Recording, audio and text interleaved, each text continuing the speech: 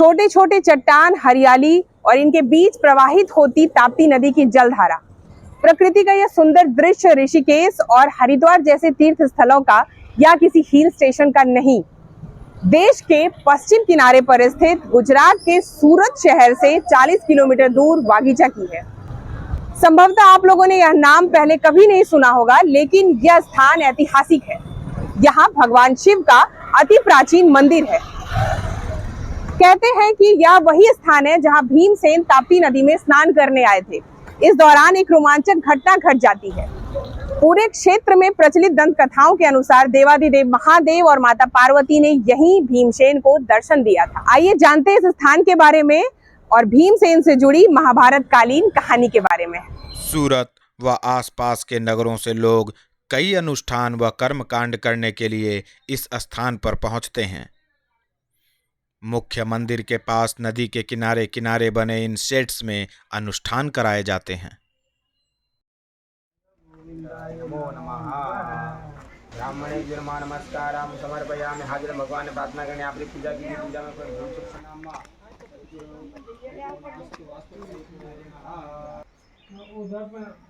ये जो कुटिया तरह का बना हुआ है, इसमें पंडित जी लोग आते हैं, शहर से भी आते हैं और यहाँ अनुष्ठान करवाते हैं। इन झोपड़ियों के बगल में ही तपोभूमि है। यह तपोभूमि है यहाँ से हजारों किलोमीटर दूर बिहार के मिथिलांचल से ताल्लुक रखने वाले मौनी बाबा की। कहते हैं मौनी बाबा ने इस स्थान पर 35 वर्षों तक तपस्या की और भगवान शिव की पूजा की थी। वाघेश्वर महादेव शिव मंदिर के पुजारी निकुंजगिरी गोस्वामी महाराज मौनी बाबा के चमत्कार के बारे में बता रहे हैं। मेरा नाम है निकुंजगिरी हरीशगिरी गोस्वामी। ये मंदिर में हमारी चौथी पीढ़ी चल रही है।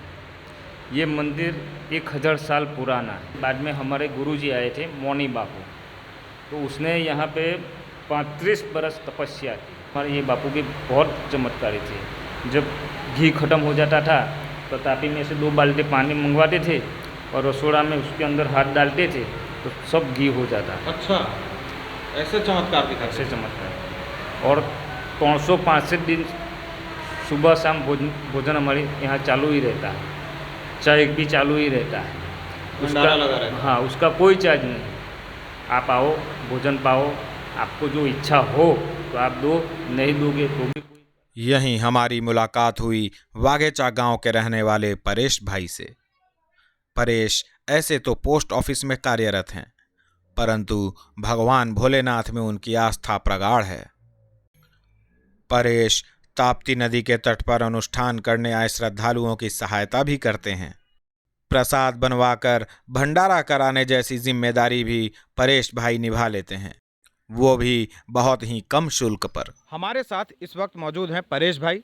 परेश भाई यहाँ के स्थानीय निवासी हैं। अगर आप लोग कोई आते हैं कि हमको भंडारा करवाना, तो मैं यहाँ पर पानी, जैसे बर्तन और जो चूल्हा और जो कोई लकड़ी पे बनाना चाहे तो वो सगवड़ देता हूँ। और सबको पानी मतलब जो भंडारे के लिए जो चीज़ चाहिए वो मैं पूरी उसको व्यवस्था करके देता हूँ। इनकी अपनी श्रद्धा है कि ये यजमान से या जो कर्ता होते हैं उनसे बहुत ही कम शुल्क लेते हैं।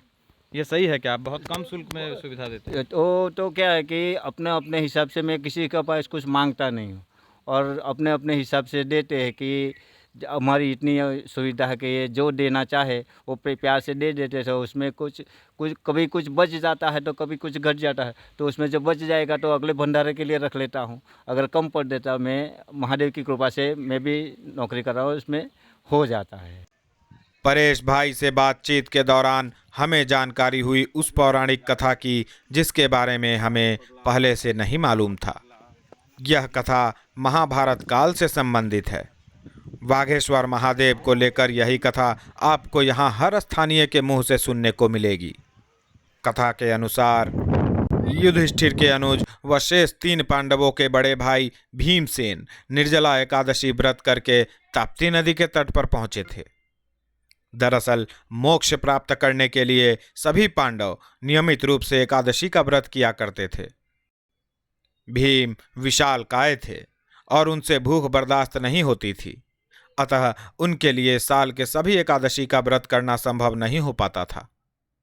उन्हें गुरुजनों ने सलाह दी कि यदि वे एक निर्जला एकादशी करेंगे तो साल भर एकादशी करने का फल प्राप्त होगा और मोक्ष की प्राप्ति भी हो जाएगी।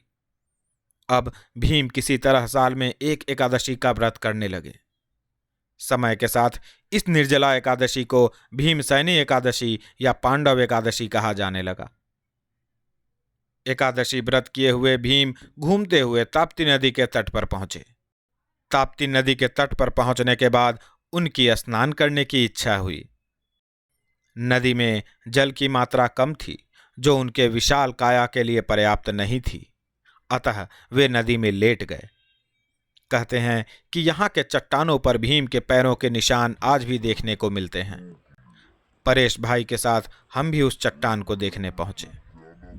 वो देखिए, आप जो ऊपर कॉर्नर पे जो पंडित जी जहाँ खड़े हैं वहाँ से देखिए, ये पैर के अंगूठा की तरह है।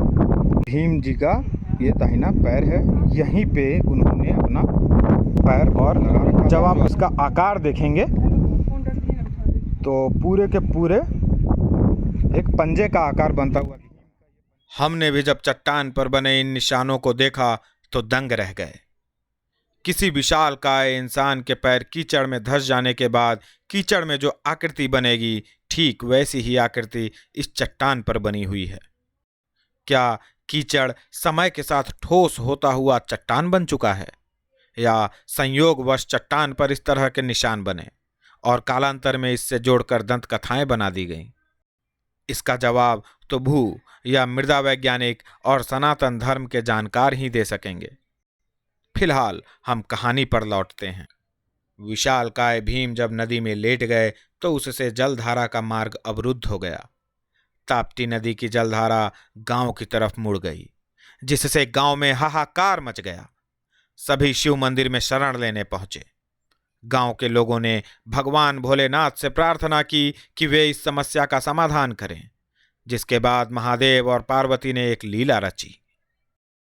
तो ऊपर बैठे शंकर भगवान और पार्वती माता दोनों विचार में पड़ गए कि भीम को खड़ा कैसे। तो शंकर भगवान ने पार्वती जी को बताया कि पार्वती तू चिंता मत कर, हर बात का हल होता है। तो पार्वती माता जी ने बोला कि क्या हल है। तो शंकर जी ने बोला कि भीम गौ क्षत्रिय है, उसके सामने गौ की हत्या नहीं हो सकती, भीम को दोष लगता है। तो एक काम कीजिए, आप गाय का रूप धारण कीजिए, मैं वाघ का रूप धारण करता हूँ।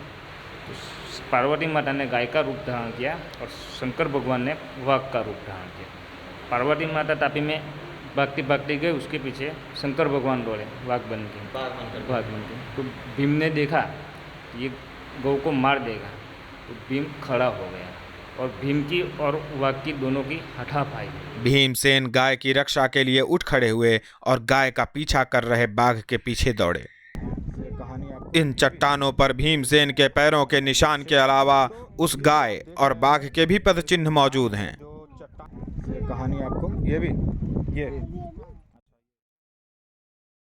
तो ये जो आप देख रहे हैं, ये जो निशान है जो चट्टान के बीचों बीच बना हुआ है, ये कहते हैं कि वही गाय के पैर का निशान है जो माता पार्वती ने गाय का रूप धारण कर लिया था। देखिए ये जो है, आप इसको गौर से देखिए, ये देखिए, ये गाय के जब पैर का जो खूर होता है ठीक वही आकार का है। यानी कहते हैं कि यहीं से होकर के वो आगे की तरफ भागी हुई थी। ये जो निशान है, इसके पहले जो निशान आपको दिखा रहे थे वो हम आपको बाघ के दिखा रहे थे, और अभी जो निशान आप देख रहे हैं ये गाय के खूर का है। आप देखिए इसमें पानी भी हल्का सा जमा हो रखा है, और ये जो आप देख रहे हैं ये दो, यहाँ पे तीन खूर है टोटल। हट जा, ये देखिए, ये एक आप देख रहे होंगे, ये एक, यहाँ दो, और ये तीसरा।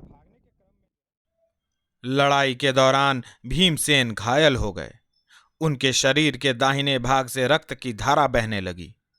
कहते हैं इन्हीं चट्टानों से होती हुई यह रक्त की धारा बही हुई थी। दरार देख रहे होंगे, हम अपने कैमरामैन स्मृति झा से कहेंगे कि वो ये पूरा का पूरा जो धार है वो दिखाएं। ये जो गाय की रक्षा के लिए भीमसेन जी उठे थे और उसके बाद बाघ के साथ लड़ाई में वो जख्मी हो गए थे। घायल होने के बाद में उनकी जो उनके शरीर से जो लहू की धारा थी वो बही हुई थी, और वह आप देख सकते हैं कि इन्हीं दरारों से हो करके वो बही हुई थी। इधर ताप्ती नदी की जलधारा अपने पूर्व के निर्धारित मार्ग से प्रवाहित होने लगी और गांव वालों के प्राणों की रक्षा हो सकी। अब भगवान शिव और माता पार्वती अपने वास्तविक रूप में लौटे और भीमसेन को आशीर्वाद दिया। इतना ही नहीं, भीमसेन के घायल दाहिने अंग को वज्र के समान कठोर हो जाने का भी वर दिया। तो उसमें वाघ ने भीम को डाबा अंग पूरा चीर दिया पंजा लगा के। भीम घायल हो गया। तो फिर जैसे ही भीम ने वाघ का दूसरा पंजा पकड़ा, वैसे ही शंकर भगवान ने उसको उसका दर्शन दे दिया कि मैं शंकर जी हूँ, कि भीम का जो डाबा अंग है वो वज्र का है। वो वरदान भीम को यहाँ पे मिला। एरम्बावन, ये हमारी जो नदी है वो पूरा एरम्बावन थी। इस स्थान का नाम वाघेचा इसी घटना के बाद रखा गया प्रतीत होता है, और यहाँ स्थित स्वयंभू शिवलिंग को भी बाघेश्वरनाथ इसी घटना से जोड़कर कहा जाता है, क्योंकि भगवान शिव ने बाघ का रूप धारण किया था। सावन के महीने में और महाशिवरात्रि को यहाँ भक्तों की भारी भीड़ देखने को मिलती है। आमतौर पर लोग यहाँ नदी के तट पर विचरण करने के लिए भी आते हैं। जी हाँ, यहाँ घूमने के लिए आसपास से लोग आते हैं, खासकर सूरत शहर से यहाँ पर लोग पहुँचते हैं। लेकिन ज्यादातर लोग यहाँ के ऐतिहासिक महत्ता से अनभिज्ञ हैं। देश भर में ना जाने कितने ऐसे कहानी और स्थल हैं जिनके बारे में लोग नहीं जानते हैं। हमारी कोशिश रहेगी कि ज्यादा से ज्यादा कहानी हम आप तक पहुँचाएं, और आपसे निवेदन है कि आप ज्यादा से ज्यादा हमारी कहानियां लोगों को शेयर करें। चैनल को ज्यादा से ज्यादा सब्सक्राइब करें ताकि हम आपके लिए कहानी बनाने में अधिक से अधिक खर्च कर सकें। फिर मिलेंगे एक नई कहानी के साथ। आभार।